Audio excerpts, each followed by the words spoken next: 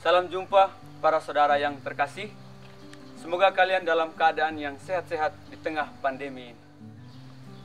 Para saudara yang terkasih, sejak tanggal 17 Maret 2021, kita telah memasuki satu masa liturgi yang baru, yaitu masa Prapaskah.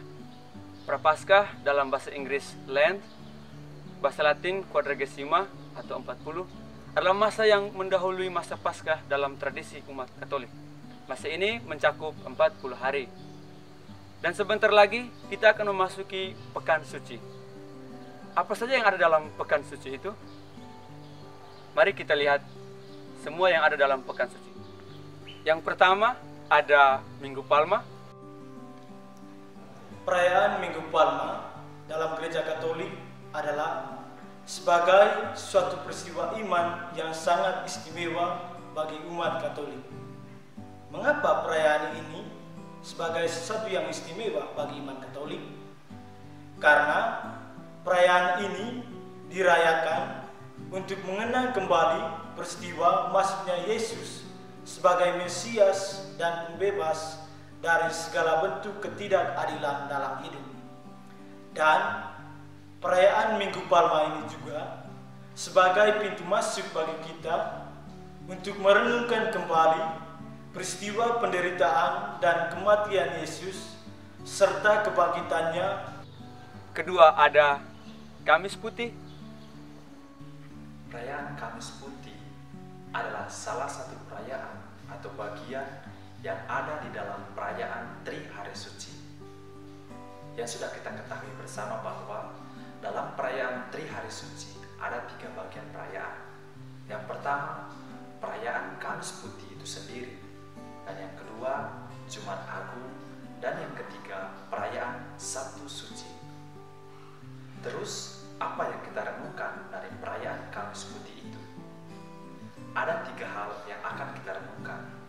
Yang pertama, kita merenungkan dan mengingat kembali peristiwa pembasuhan kaki yang dilakukan oleh Yesus kepada para murid.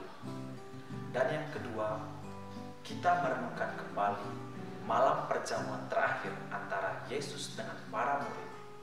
Dan yang ketiga, kita mengingat kembali dan merenungkan kembali Yesus berdoa di Taman Getsemani sebelum ia ditangkap. Ketiga ada Jumat Agung. Jumat Agung adalah momen bagi umat Kristiani untuk mengenangkan salib, penderitaan, kesengsaraan, dan kematian Tuhan kita Yesus Kristus. Salib, penderitaan, kesengsaraan, dan kematian Yesus adalah sumber dan dasar kebangkitan.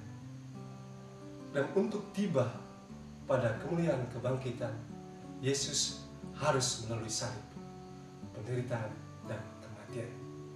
Maka dari itu, tiada kemuliaan tanpa penderitaan, tanpa salib. Keempat ada Sabtu Suci dan Malam Paskah.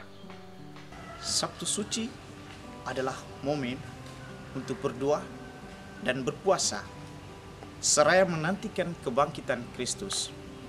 Gereja seakan berada di makamnya, sedang merenungkan kesengsaraan dan wafat serta turunnya Kristus ke alam maut. Maka sebaiknya suasana tenang dan damai justru mewarnai hari ini.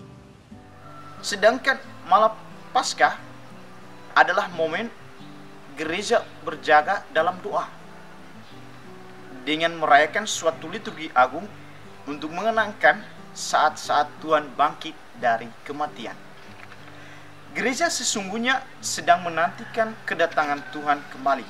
Dan yang kelima ada Minggu Paskah, hari kebangkitan Tuhan kita Yesus Kristus. Perayaan Paskah merupakan perayaan puncak iman Kristiani, di mana kita merayakan Kristus yang bangkit. Alasan sederhana kita merayakan Paskah adalah karena Kristus telah menebus dosa-dosa kita. Hari ini sudah dihitung sebagai hari Minggu Paskah pertama awal masa Paskah yang akan berakhir 50 hari kemudian, tepatnya pada hari Hari Raya Pentakosta. Perayaan kebangkitan menjadi penggenapan akan apa yang tertulis dalam kitab suci, bahwa anak manusia akan dianiaya oleh tua-tua atau imam kepala Yahudi, dibunuh dan dibangkitkan pada hari ketiga. Perayaan Paskah menjadi perayaan kemenangan bagi kita umat Kristiani. Oleh karena itu, mari kita rayakan Paskah dengan semeriah mungkin dan dengan sukacita. Baik, para saudaraku yang terkasih, mungkin ini saja yang bisa kami bagikan pada kesempatan ini. Semoga bermanfaat dan semoga di pekan suci nanti Allah dalam segala kemahakuasaannya memberkati segala perayaan yang akan kita rayakan untuk mengenang sengsara, wafat, dan kebangkitan Tuhan kita Yesus Kristus yang mulia. Amin.